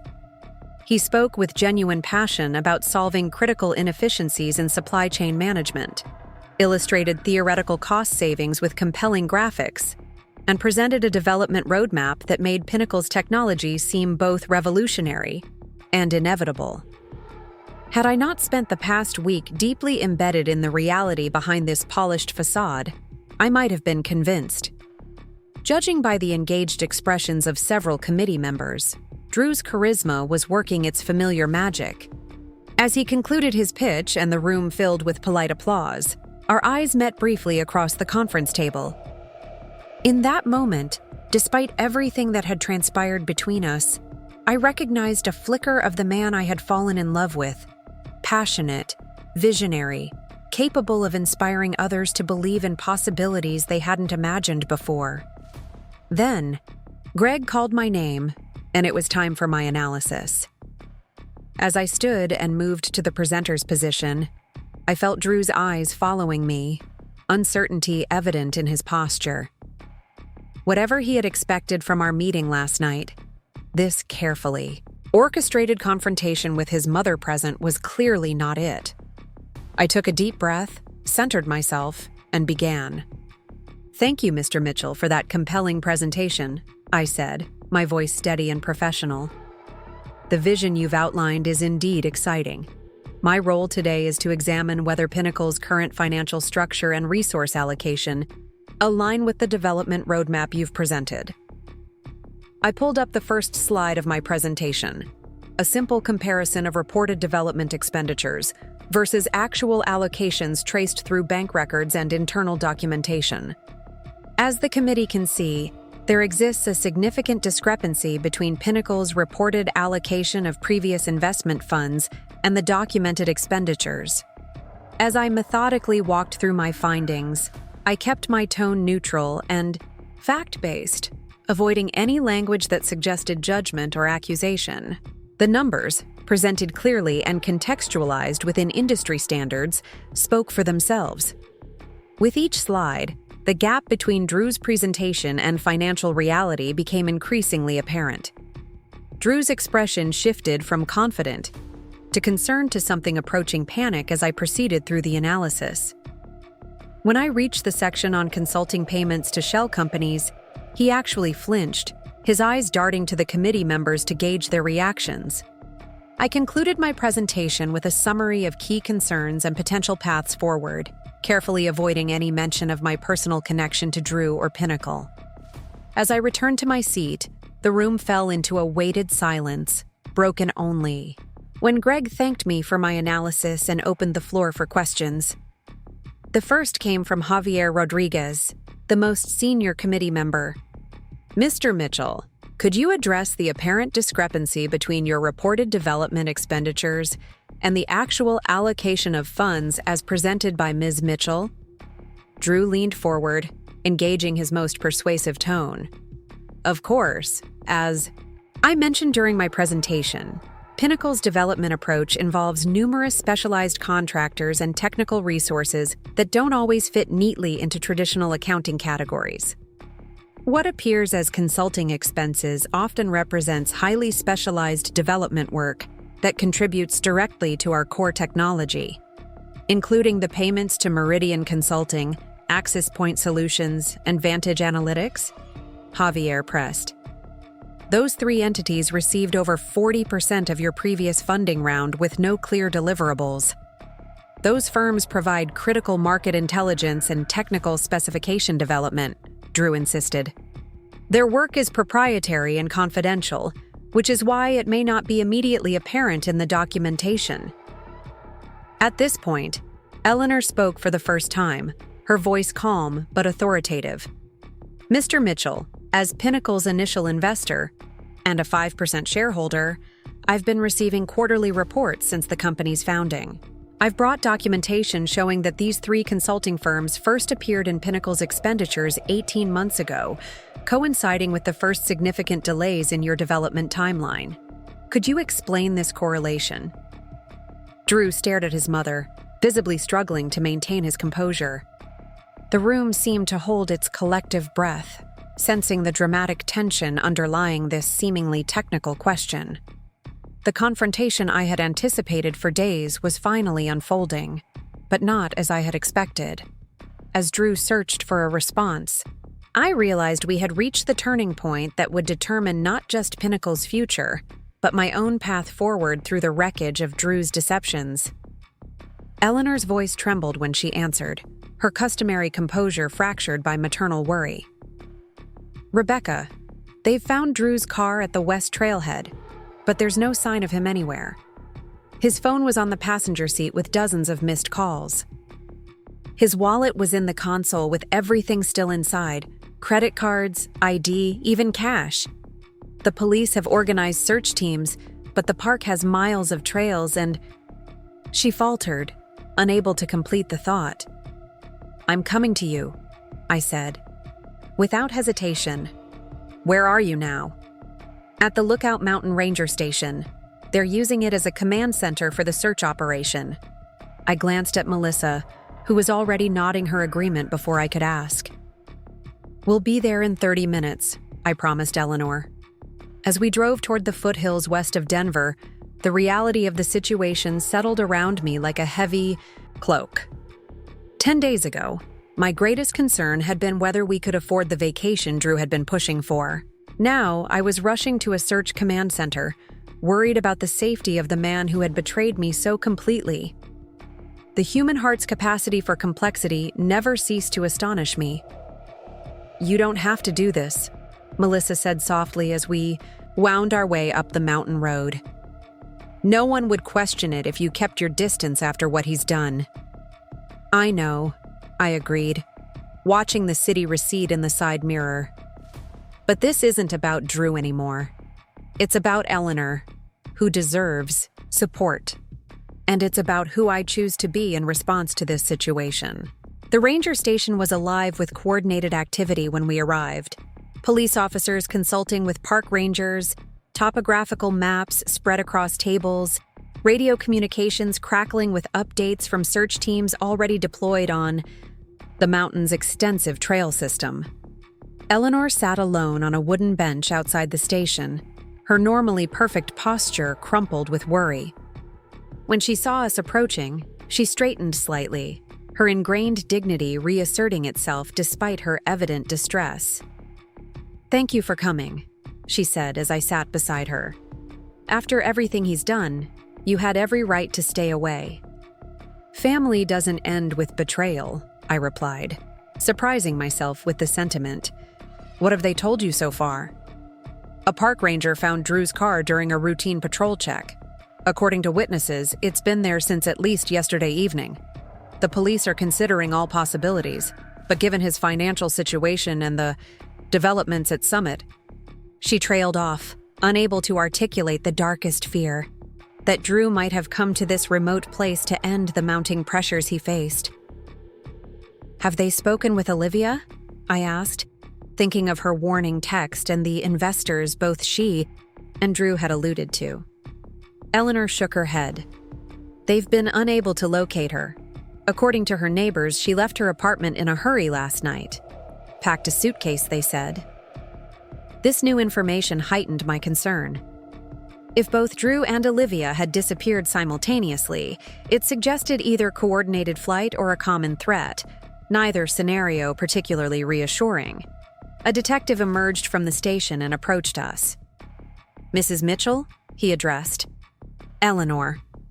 We've completed the initial sweep of the main trails without locating your son. We're expanding the search area now and bringing in canine units to cover more ground." "Thank you, Detective," Eleanor replied, her voice barely steady. "This is Rebecca, Andrew's wife, and her sister Melissa." The detective nodded to us. "We understand there are complicated circumstances surrounding your husband's situation," he said carefully. "Any insights you might have about his state of mind or potential locations would be helpful." "I've already shared everything relevant with Detective Harrington at the Financial Crimes Unit," I explained. "But regarding specific locations, Drew was never particularly outdoorsy. If he came to this park deliberately, it would be unusual based on his typical preferences." The detective made a note. "And can you think of anyone who might wish to harm him, given the financial issues that have recently come to light?" I hesitated. weighing professional discretion against the urgency of the situation. During recent conversations, both Drew and Olivia Parker alluded to investors outside traditional venture capital circles who had provided funding to Pinnacle Technologies. They suggested these individuals might react aggressively to the company's financial difficulties. He looked up sharply. "Do you have names or any identifying information for these investors?" "No," I admitted. "Only that Drew described them as operating outside traditional structures with unconventional methods for ensuring returns on their investments." The detective's expression grew more serious. "I'll share this information with the team immediately. It opens additional avenues of investigation beyond a voluntary disappearance or self-harm scenario." As he walked away, Eleanor gripped my hand with surprising strength. "Do you think those people might have—" She couldn't complete the question. "I don't know," I answered honestly. Both Drew and Olivia seemed genuinely concerned about these investors' reactions if Pinnacle failed to secure additional funding. The fact that both of them have disappeared simultaneously is concerning. We sat in silence for several minutes, each lost in our own thoughts as the search activity continued around us. Eventually, Eleanor spoke again, her voice low and reflective. "I keep thinking about where I went wrong with Andrew," she said. "What I failed to teach him about integrity, about consequences, about valuing people over achievements. This isn't your fault," I said firmly. "Drew made his own choices as an adult. Perhaps. But I wonder if I emphasized the wrong things in raising him. His father left when he was 7, walked out and never looked back, left us with nothing but debt and broken promises." She gazed at the distant mountains. "I became so focused on financial security afterward, on teaching Andrew to be self-sufficient, to never depend on anyone else for his stability or success. I wonder if I inadvertently taught him that money was the measure of everything: worth, security, success." The insight into Drew's formative experiences added another dimension to my understanding of the man who had shared my life for 7 years. Not an excuse for his actions, but context that made his desperate financial maneuvering slightly more comprehensible. "We're shaped by our experiences," I acknowledged, "but not defined by them. Many people survive childhood trauma without betraying those they claim to love." Eleanor nodded slowly. "You're right, of course. I just keep searching for explanations, as if understanding might somehow make this situation less painful." Sudden commotion at the ranger station interrupted our conversation. The detective who had spoken with us earlier emerged with renewed purpose, gesturing to his team as he issued rapid instructions. "They've found something," Eleanor whispered, rising to her feet. We approached cautiously, not wanting to interfere, but desperate for information. The detective saw us and hesitated before walking over. "We've received a report from a hiker who encountered a man matching your son's description early this morning," he explained. "About 4 miles up the Eagle Ridge Trail, there's a secluded lookout point. The hiker reported the man seemed distressed but declined offers of assistance." "Is someone checking that location now?" Eleanor asked urgently. "We have teams redirecting there immediately," he confirmed. "The terrain is somewhat challenging, but they should reach the area within the hour." "I want to go there," Eleanor said immediately. "I know that lookout. Andrew and I hiked there years ago when he was in high school. It was one of his favorite places then." The detective looked hesitant. "It's a difficult trail, ma'am, and we don't know what situation we might be facing when we locate your son. I'm quite capable of managing the hike," Eleanor insisted with quiet dignity. "And if Andrew is indeed there and in distress, my presence might be beneficial." After a brief consultation with his colleagues, the detective reluctantly agreed to allow Eleanor to accompany one of the search teams, with the strict understanding that she would follow all instructions and remain with her assigned officer at all times. "You should stay here," Eleanor told me as she prepared to depart. This situation is complicated enough without adding our personal dynamics to the mix. She was right, of course. If Drew was indeed at the lookout point, my presence might escalate, an already volatile situation. Yet something in me resisted the passive role of waiting at the ranger station while others addressed the crisis. "Actually," I said carefully, "I think I should come too. Not to confront Drew or complicate matters, but because I have relevant information about his financial situation and the potential threats he mentioned.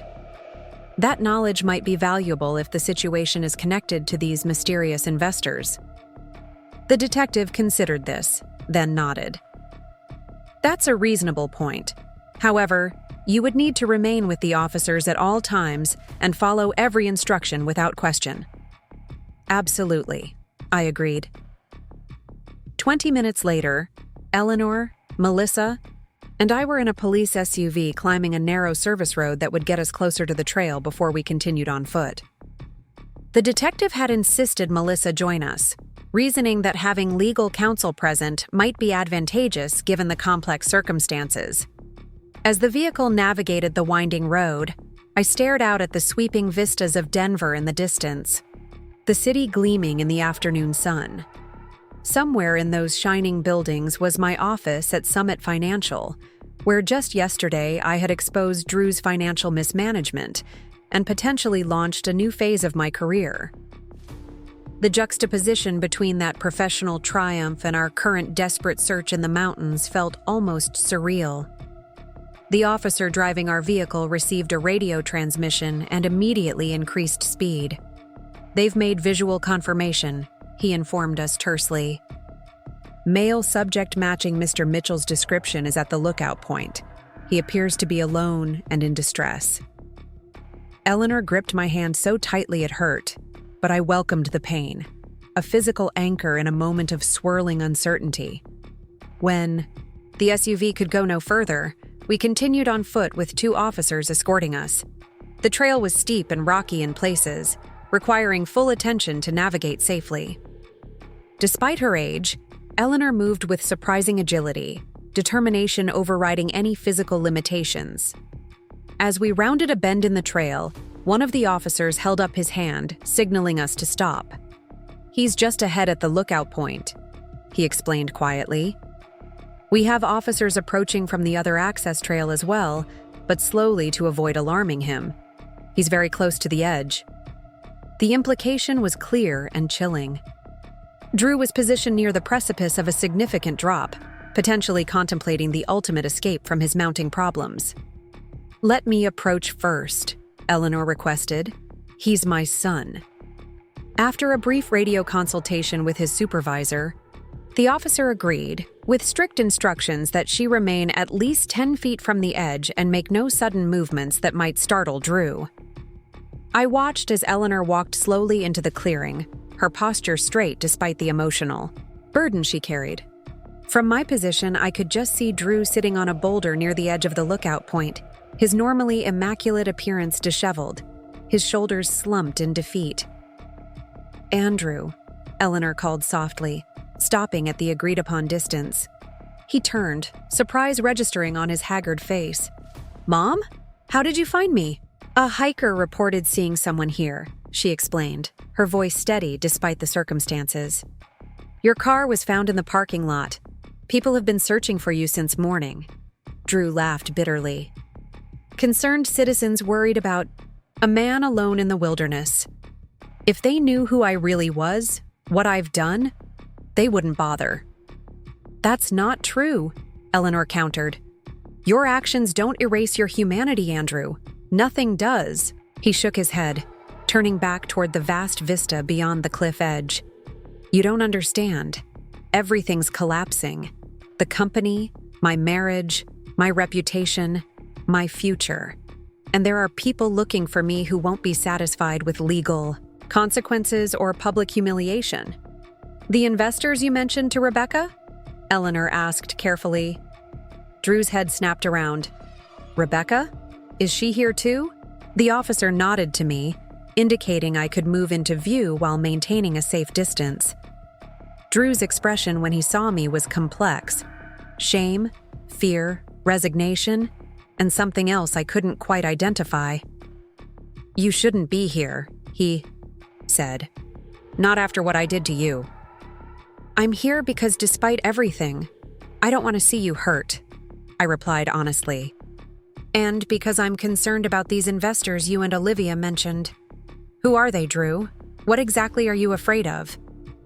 He glanced nervously at the officers visible on the trail. "It doesn't matter now. Nothing does."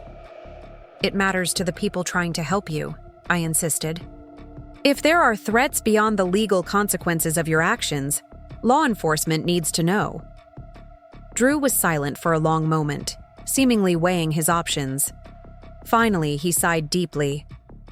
"About a year ago, when Pinnacle started missing, development milestones and earlier investors were getting restless, I was introduced to a group of private financiers through a business connection.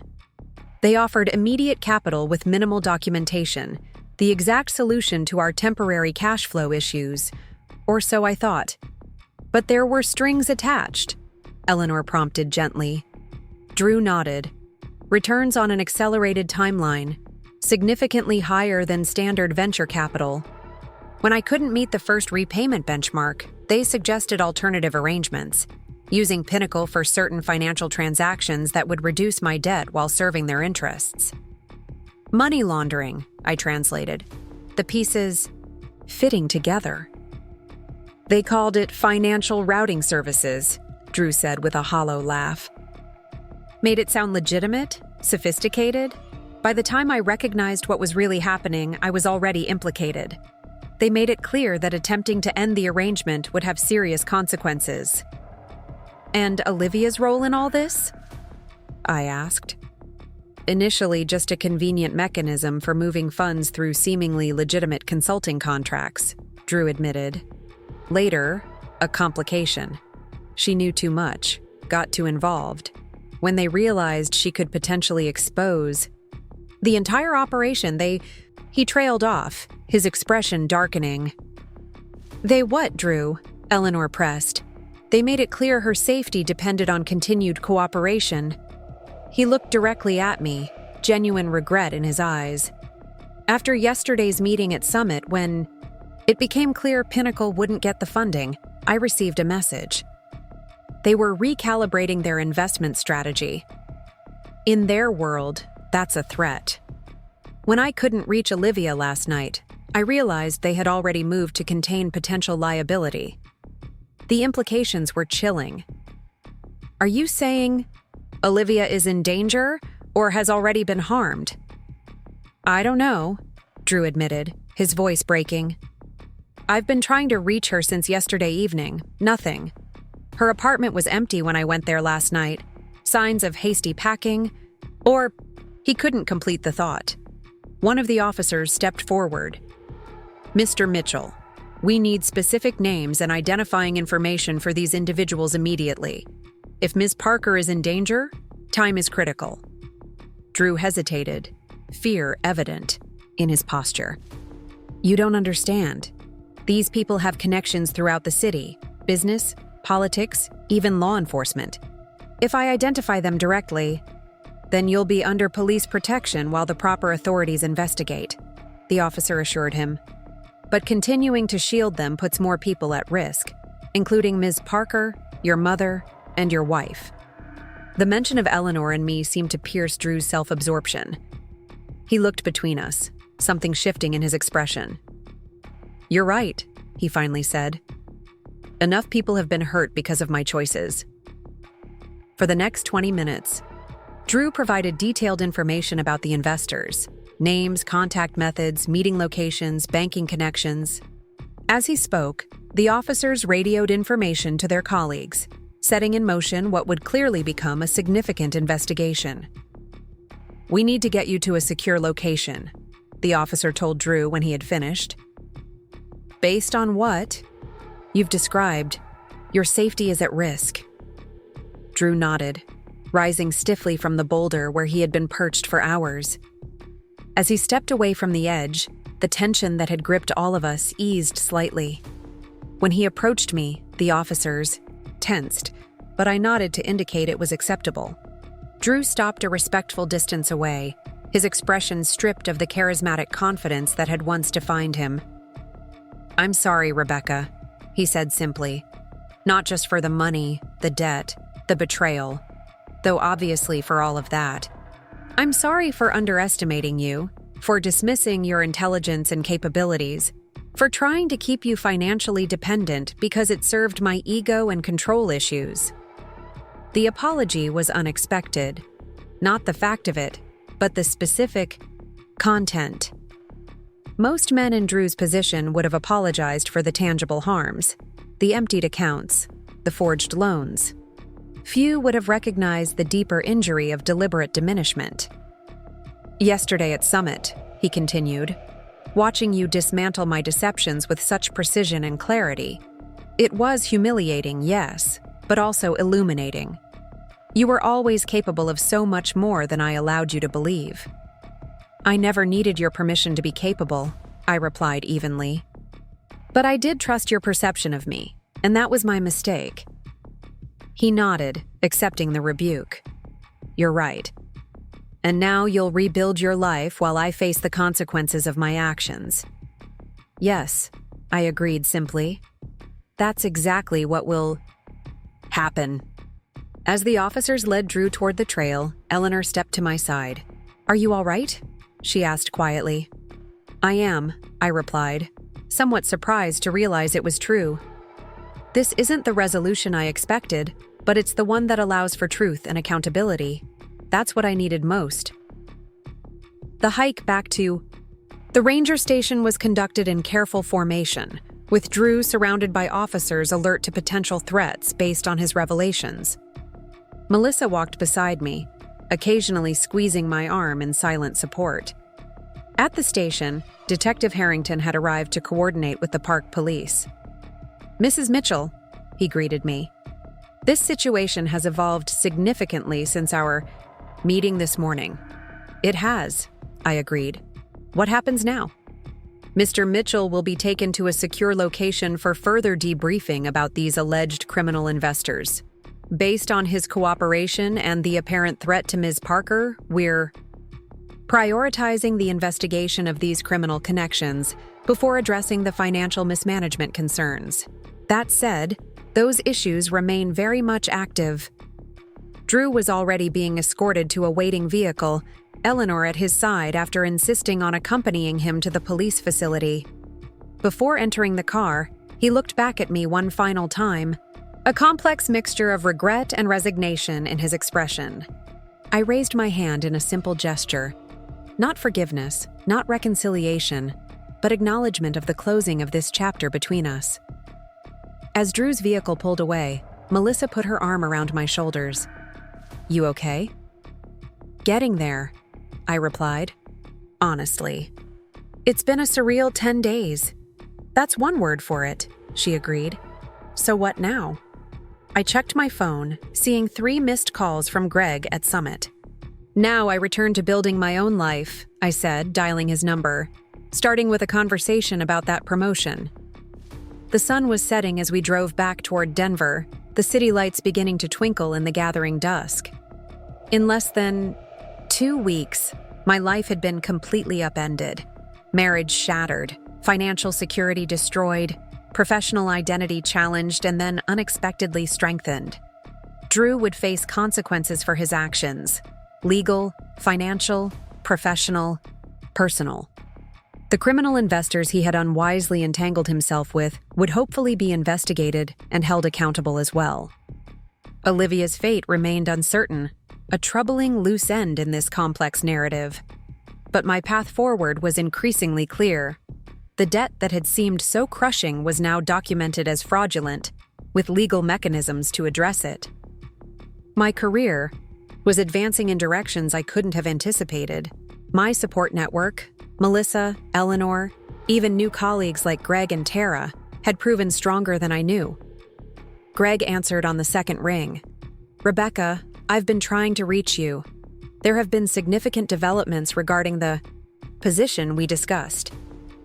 "I'm sorry for the delayed response," I replied. "There have been urgent developments on several fronts today. I'm heading back to the city now and can meet you at Summit if you're still available." "Absolutely," he confirmed. The executive committee is eager to finalize this appointment, especially in light of how the Pinnacle situation has evolved. After arranging a meeting time, I ended the call and sat in contemplative silence as Melissa navigated the winding road down from the mountains.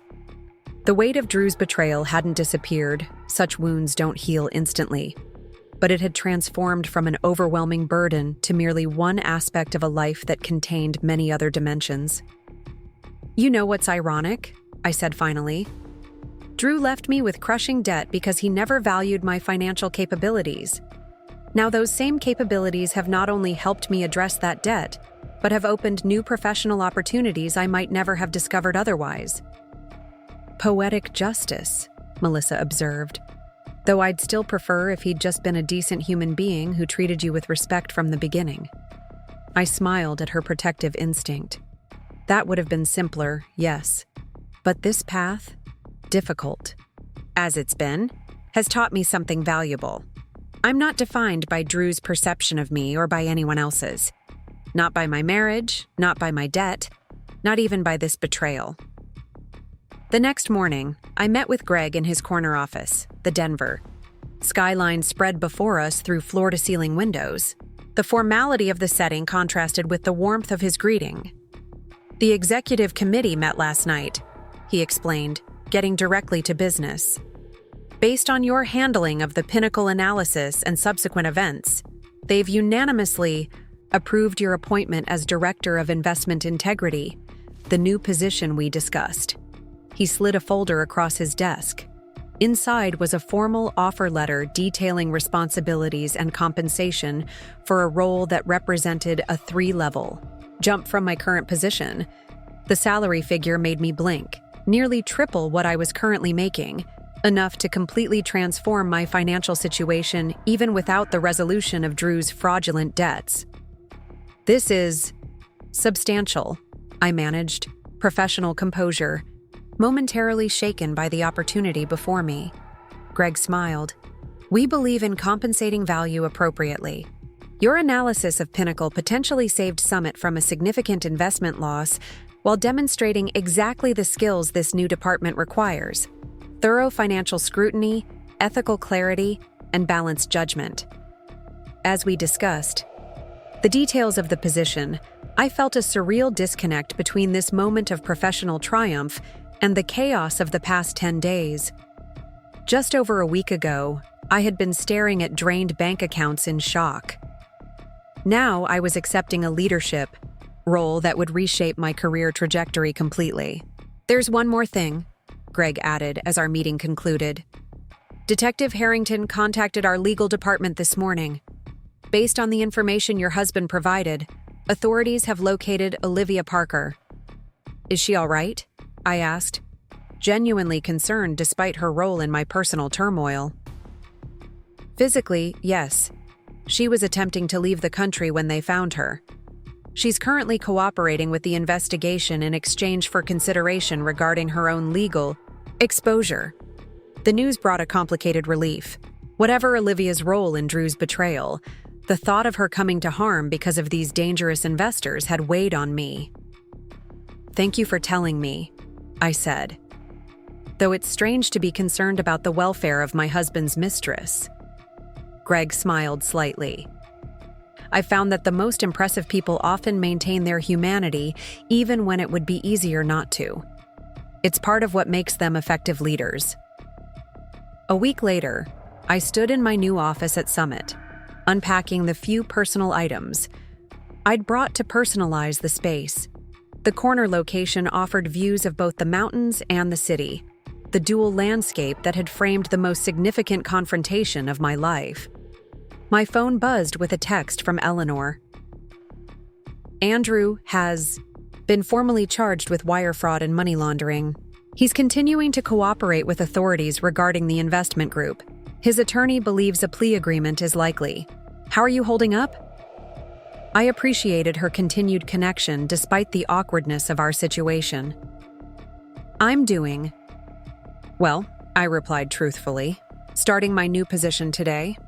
How about you? Taking one day at a time, the house deed has been transferred back solely to my name, as Andrew promised. Would you still be willing to meet for coffee sometime? I value our relationship, regardless of what happens with the divorce. Her message touched me deeply. Absolutely. Next Saturday? As I finished arranging my desk, Melissa called.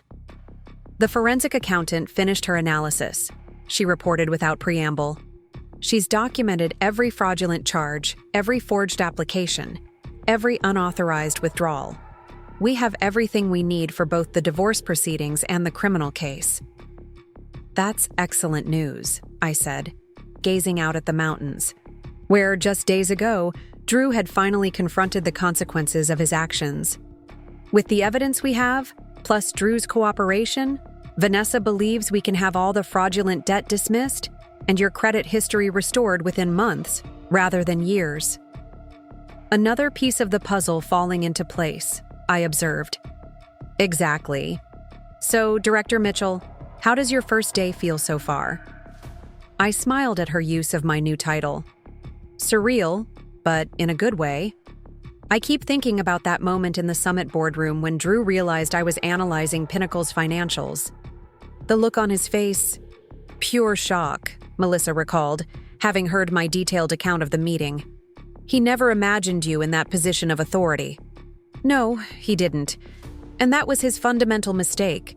Underestimating me, dismissing my capabilities, trying to keep me financially dependent so I wouldn't recognize what he was doing. His loss, the financial world's gain, Melissa declared loyally. After we hung up, I turned my attention to the files waiting on my desk, the first cases for review under my new authority. The work ahead was substantial but energizing, representing not just professional responsibility, but personal redemption.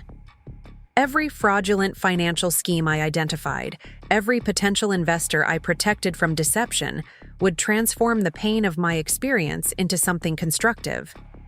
Drew had left me with $200,000 in debt, believing it would render me helpless and dependent.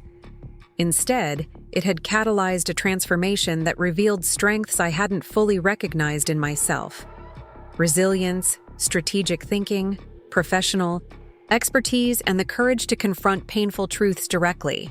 In that boardroom at Summit, when Drew had started shaking at the sight of me analyzing his company's finances, what he had really seen wasn't just his wife in an unexpected position of power. He had seen the woman I had always been beneath the role he had tried to define for me, capable, intelligent, and unwilling to be diminished any longer. That woman wasn't created by his betrayal or by the confrontation that followed. She had always existed, waiting for the opportunity to emerge. The debt that Drew believed would crush me had instead become the very thing that liberated me. Not into someone new, but into a more authentic version of myself.